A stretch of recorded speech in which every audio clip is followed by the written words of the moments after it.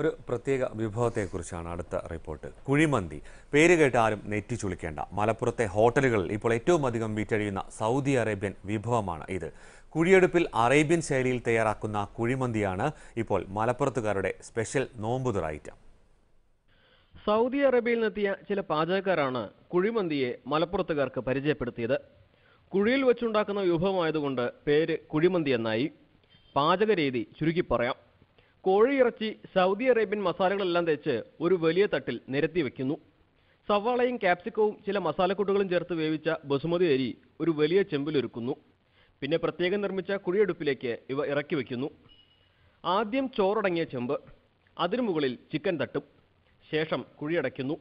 ചിക്കൻ്റെ കൊഴുപ്പും മസാലക്കൂട്ടുകളും ഉരുകി താഴെയുള്ള ചെമ്പിൽ വെച്ചിരിക്കുന്ന ചോറിലേക്ക് 3-4 മണിക്കൂർ കഴിഞ്ഞ് അടുപ്പ് തുറന്നാൽ കുഴിമന്തി റെഡി.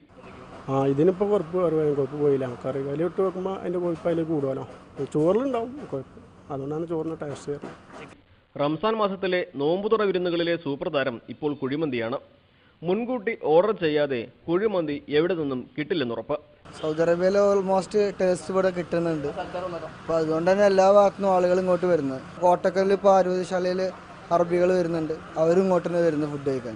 ഒരു മുഴുവൻ കോഴി ഉപയോഗിച്ചുള്ള മന്തിക്ക് 500 രൂപയാണ് വില. ഒരു കഷ്ണം ചിക്കൻ മന്തിയുടെ വില 125 രൂപയും. ചിക്കൻ മന്തി മാത്രമല്ല, മട്ടൺ, ബീഫ് മന്തികളും ചിലയിടങ്ങളിൽ തയ്യാറാക്കുന്നുണ്ട്. ഏഷ്യനെറ്റ് ന്യൂസ്, മലപ്പുറം.